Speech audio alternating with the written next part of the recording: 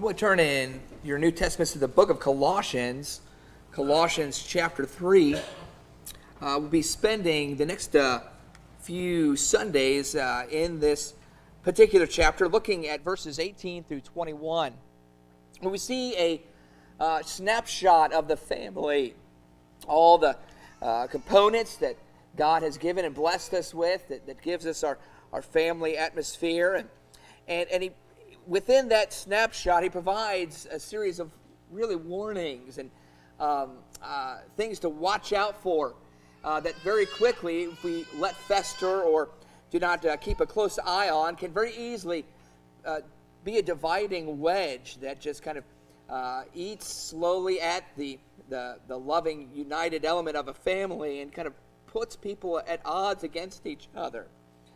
And one of the things that's truly a blessing about being a Christian, not only the way that we can look at our lives in general, but in specific aspects of our life, we truly begin to see the major impact and what a difference having Christ and the perspective Christ gives to our life, specifically with the family. And hope it can be an encouraging moment for us to see how Christ can truly continue to lead us in our families towards a peaceful, loving existence together, and perhaps be a source of hope for those who are outside of God's family, and seeing the practical things that can see maybe even within their own family dynamic, that if Christ is in their life and Christ can be shared in other aspects of their families, how it can bring people even closer together than maybe anyone even thought possible. But we're just going to look at that here, beginning verse 18. Here's the snapshot he gives us. Colossians chapter 3, note verse 18 through 21. He says, "Wives, be subject to your husbands, as is fitting in the Lord. Husbands, love your wives, and do not be embittered against them. Children, be obedient to your parents in all things, for this is well-pleasing to the Lord. Fathers, do not exasperate your children, so that they will not lose heart." It's kind of interesting in all of the inter dimensions of how the family is composed, that the husband and the wife joined together to no longer be two individuals but one flesh, and the offspring that comes from that blessed union, the children that are born to them, that God has blessed them with. And we realize very quickly how without a close watchful eye on the spiritual attitudes that Christ gives us to flourish in and to grow in, notice that what should be a very positive experience can very quickly become a very negative one. Notice all the various warnings where if the principles of Christ and the principles of his love and his peace and his kind of joyful living, where we're looking heavenward, and not so much on this world, but actually letting God really be in control of all the intangibles, the things that while we do the very best we can, but the blessing about being a spiritual child of God is that really giving ourselves to him in such a way where he's in control of so much that we really just give it to him. And he encourages us in prayer to be anxious for nothing, to give it to him. Don't worry about things. Don't be in control of so many things. Don't put it upon yourself to feel it's all on our shoulders to achieve some goal or to work something out. That the spiritual principles of Christ really are always us looking to him for strength, looking to him for guidance, looking to him for the source of our joy and peace. And that really humbles ourselves. And it humbles ourselves in such a way that we realize that we are not the source of these things, it's God. And if God is the source of these things, we also realize that we can then be patient with each other, with our brothers and sisters, our husbands, our wives, our children, realizing that if God is working on me, God is also working on each other.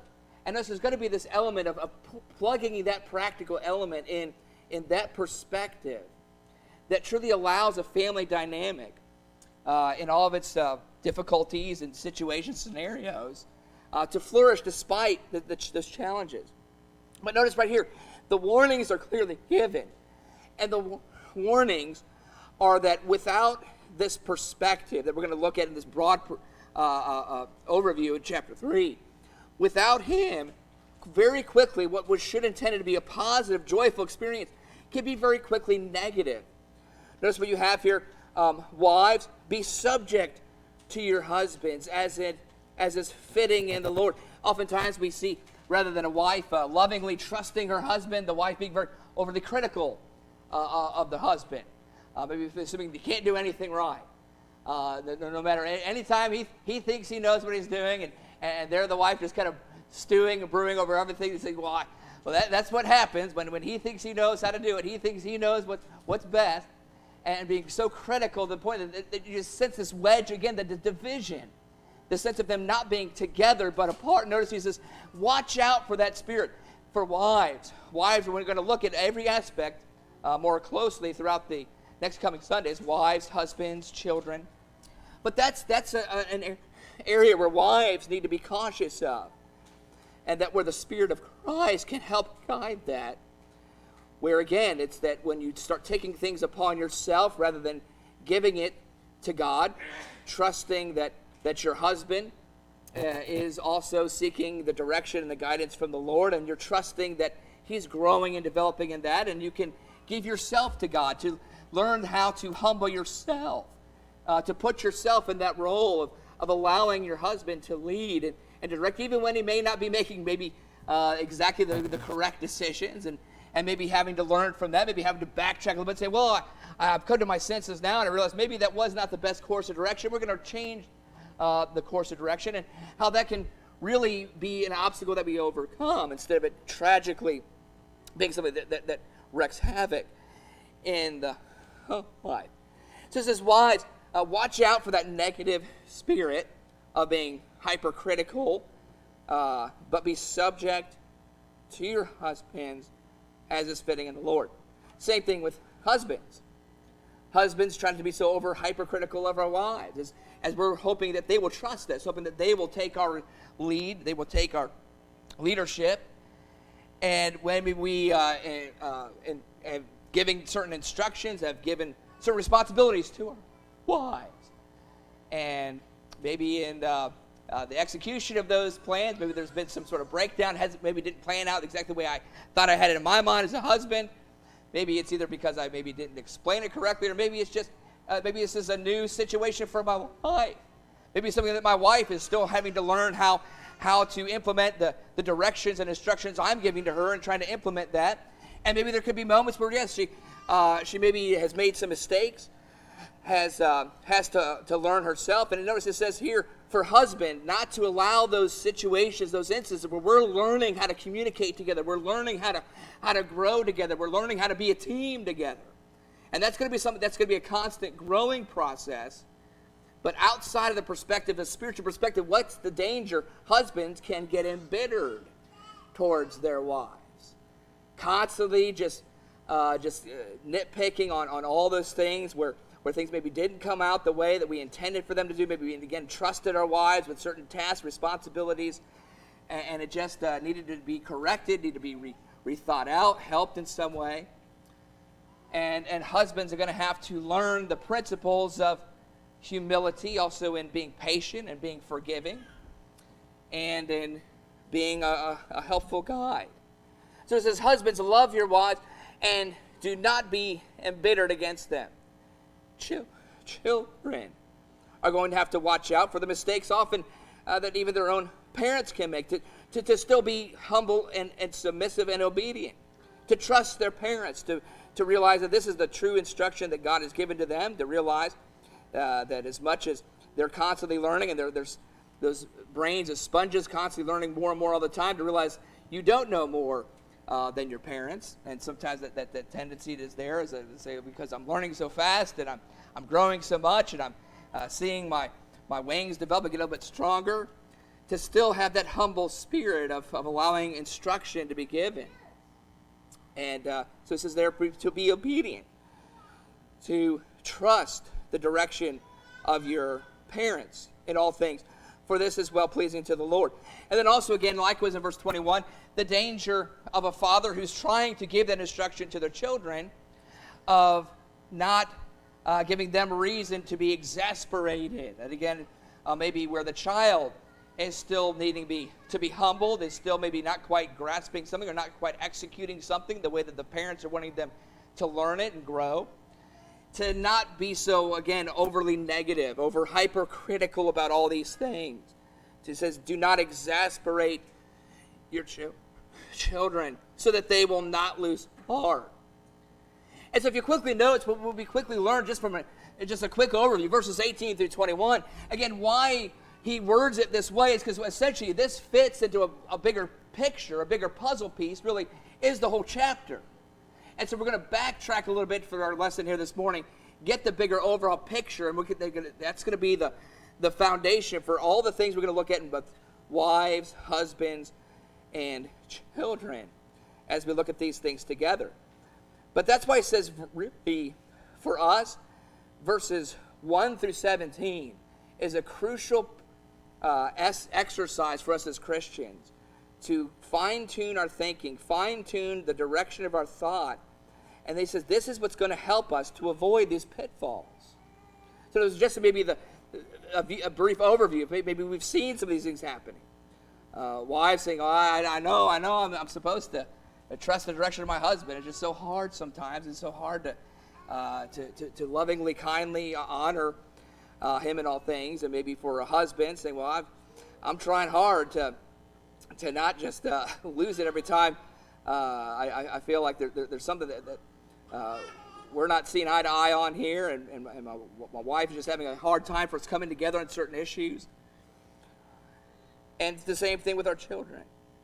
Perhaps backing up a little bit to verses 1 through 17 will help avoid us getting into a state of dysfunction and really maintain what God intended to be a beautiful, healthy, encouraging relationship as we mature and grow through this life. Let's back up a little bit and see some of those things that are crucial for us. Again, to make sure that we, instead of having a dividing wedge of indifference and bitterness and anger, hurt feelings, how do we move past these things and flourish as a family, even with all our pitfalls and all of our struggles? Let's back up a little bit. Let's kind of break this down a little bit.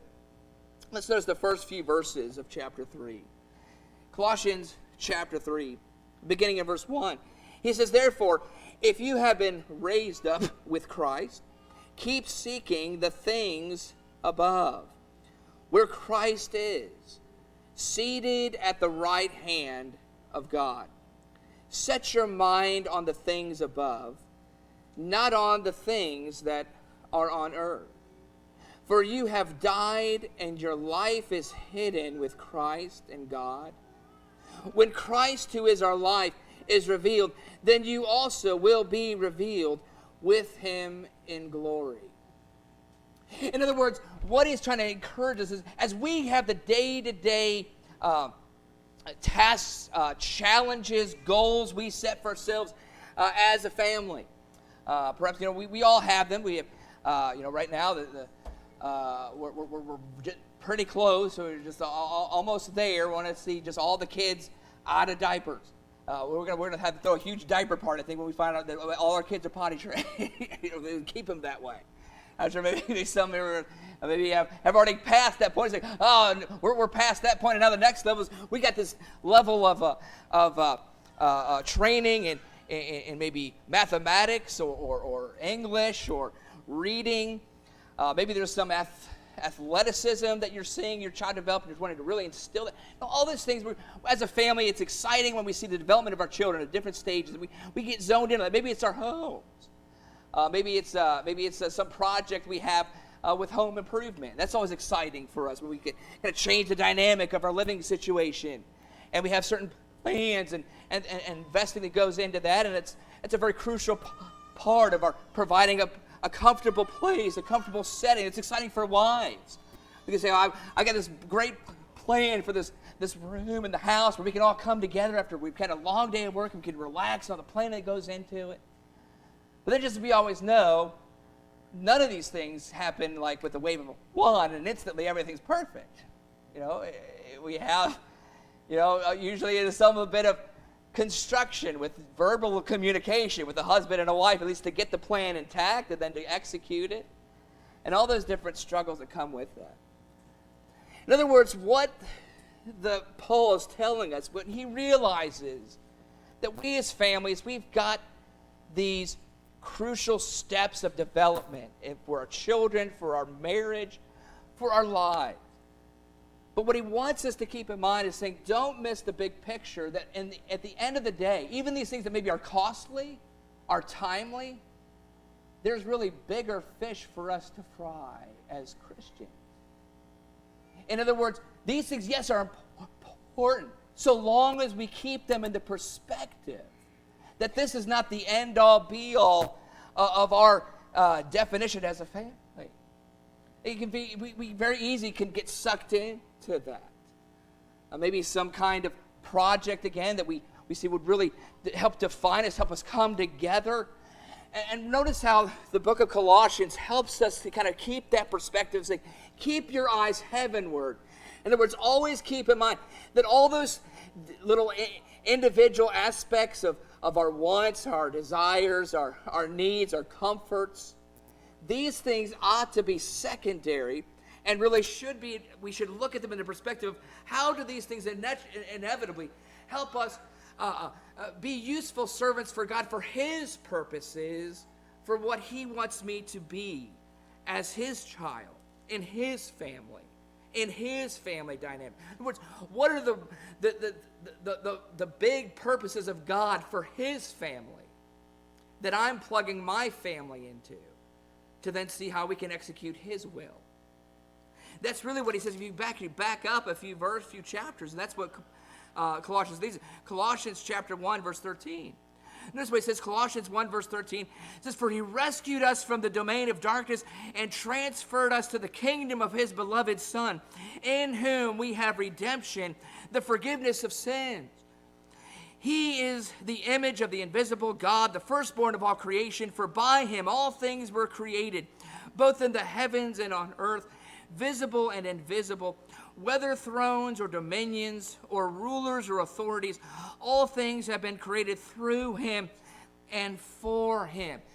In other words, anytime we have those personal projects, those personal goals, instead of saying that's what I need, that's what I want, that's what I'm going to achieve, we have to take a step back and really say, really, even this goal that would be wonderful if I achieve it, in the grand scheme of things, its greatest purpose is for God, not just for my individual family dynamic here on this temporary earth. And again, it's really just about having a bigger perspective. In other words, that's why I believe when Paul says, keep your eyes up, not on here. Again, he's not saying, well, don't fix the house up. Don't make plans for your family. He's not saying don't do that. What he's saying is when you do make those plans, when we do have those things going on, keep it within the bigger perspective. And in that bigger perspective, we can realize that God is ultimately the one training us, utilizing us, training us, getting us to a certain position where He's going to use all these things for His purposes. And when we have that perspective, just changing that up, that allows us, I believe, to be much more patient with each other in the achievement of these goals. Much more understanding when maybe they don't come together as fast or as quickly as maybe we want them to. And to have that perspective of prayerfully asking God to be involved in all of it. And saying, as soon as I see these things kind of coming together more fitly, more tightly together, God, we can't wait for us to be used in whatever purposes you have for your kingdom. And when we have that safeguards ourselves from, again, that bitterness, that being overly critical of each other. You're not doing this right. You're not doing this fast enough. You're not doing this the way that I've instructed you. Again, it has to take the perspective from this is my world to this is my Father's world. And all these things that He's permitting me and allowing me to be involved in, ultimately is for Him. That's why He established, that's so important to establish that right off the bat. Notice what He says there in verse 17. He says, He is before all things. So in other words, That's what Paul is helping a couple, help them understand, is that if we go into this marriage, we go into this child raising, we go into this all these plans and objectives that we have for each other, we first set the priority and say, remember, all of this, me, you, the children, the house, the job, the projects, God wants his hand in there. He wants to use that for his glory. And so long as I keep that perspective, that should start helping me to have a more peaceful, patient, kind of easygoing attitude about it, where I'm not pushing, I'm not forcing. Instead, I'm just saying, God, use me, use my talents, help my wife, help my children, help us all achieve these things. And when we all see them come together, show us how we can implement them in a way that serves your purposes. And it allows God to be at the central of all these things. Notice, again, as we go back there and kind of sum that up again, notice the first 4 verses of Colossians chapter 3. Again, he says, therefore, if you have been raised up with Christ, keep seeking the things above where Christ is, seated at the right hand of God. Set your mind on the things above, not on the things that are on earth, for you have died, and your life is hidden with Christ in God. When Christ, who is our life, is revealed, then you also will be revealed with him in glory. So what essentially should the ultimate benefit be? Well, note verse 8. When I do have the proper perspective, this is what I can see of avoiding. Now, also, I can avoid anger. I can avoid wrath. I can avoid malice. I can avoid slander, abusive speech from your mouth. You're not doing this right. What's the matter? How many times have I told you? It's just, what were you thinking? Those in the heat of the moment kind of things, or we don't see things coming together in our own way, and we get lost in the perspective. That's why it's so important. Perspective. Keep your eyes up here. All of this project over here, the development over here for our children, what we're working on together as a family, as a couple, whatever it is. Keep your eyes seeing the connection that God wants that and wants to develop that and use that for his purposes. It's no longer about me. It's no longer about the Rug family name on it. It's the Lord's name on it. And he's challenging me as a husband. Say, Daniel, how can I be so quick to criticize or be so quick to fly off the handle when I realize God is the one who's helping all these individuals develop themselves, and we're asking God to lead us in this, and I'm just simply managing all this. It helps at least to try to avoid that. And that's why when we have Christ at the center, it takes us away from the dysfunction and moves towards a more peaceful, joyful experience. At least that's what he's practically telling us is possible. And so once we remove that, well, what do we replace it with? Well, note verse 12. So once I replace the self-centered attitude of disappointment, the self-centered attitude of I don't see this coming together the way that I feel it should be good, when my eyes become centered at heavenward and I see God's hand in it all, then I become much more understanding. I become much more patient with those around me. That's what he says in verse 12. Colossians 3 verse 12 says, so as those who have been chosen of God, holy and beloved, put on a heart of compassion, kindness, humility, gentleness, and patience, bearing with one another and forgiving each other.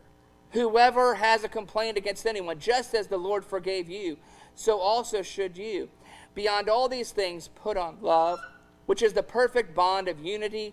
And note here's the key, verse 15. Let the peace of Christ rule in your hearts, to which indeed you were called in one body, and be thankful. The one body. Again, God is the Father. All of us are being called by him to do his purposes, to be filled with his principles, to be filled with his character, so that when I'm at the workplace, when I'm working on the project with my neighbors or the project with the kids at school, whatever it is, again, don't get so caught up in this has my family name or this has my name on it. And I think for me, that's what begins the pressure. That's what begins the pressure cookers, like the idea of, well, we have to have this being a certain way that we have it honoring and perfecting in some way, something that says something accurate about us and who we want to be, who we want to be viewed as. And it becomes much more personal and self-centered that way, and it easily happens. And it's amazing to me when I think about this. I think, well, it's as simple as taking my eyes and looking a little bit higher. Instead of seeing my name, or my wife's name, my children's name, that I see it's God's name. He's stamped his name on us. And all of this belongs to him. And he wants these things achieved just as much as I want them. He's given you the opportunity. He's given you the blessing. He's given you the proper way to achieve it. He can use it. And so let him use it. Let him be involved in it. Keep your eyes and notice this is about glorifying God, not our name. And so when we do that, then we begin to look at each other as being vessels of God. That he's simply using, molding, helping. And again, as a father, as a husband, I'm just facilitating, trying to organize it and just kind of oversee that. So that's why we can replace verses 8 through 9 with verses 12 through 13. So again, verse 14, he says, beyond all these things, put on love. And verse 16 says, let the word of Christ richly dwell within you with all wisdom, teaching and admonishing one another with psalms and hymns and spiritual songs, singing with thankfulness in your hearts to God. Note verse 17, whatever you do in word or deed, do all in the name of the Lord Jesus, giving thanks through him to God the Father.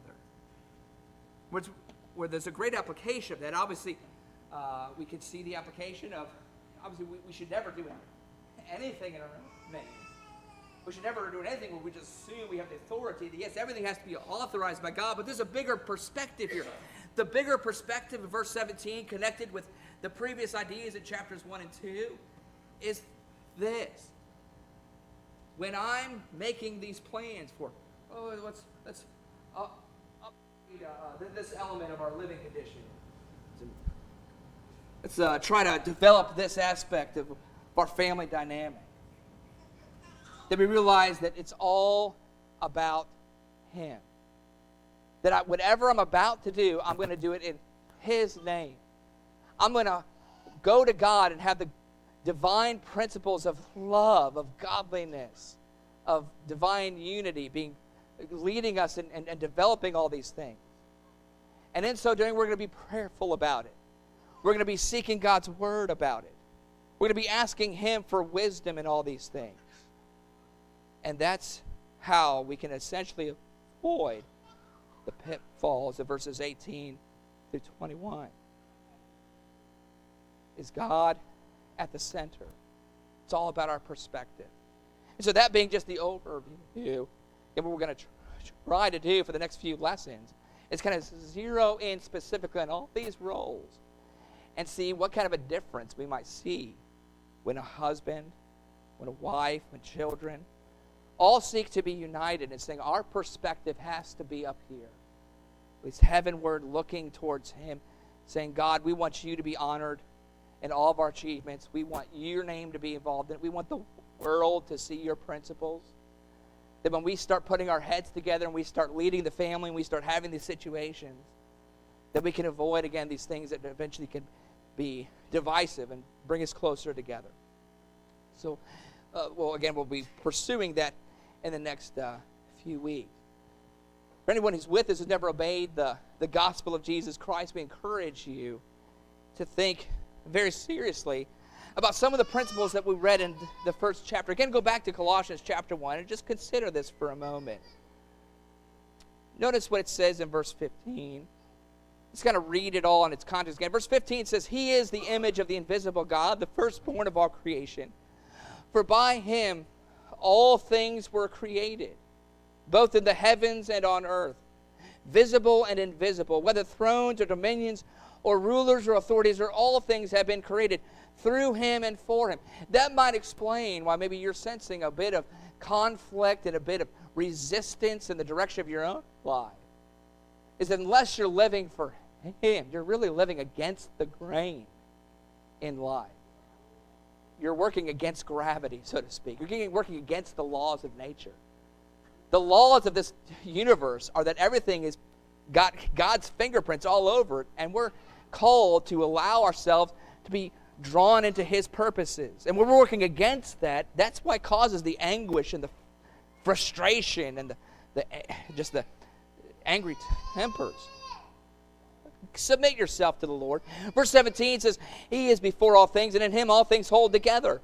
He is also head of the body, the church, and he is the beginning, the firstborn from the dead, so that he himself will come to have first place in everything.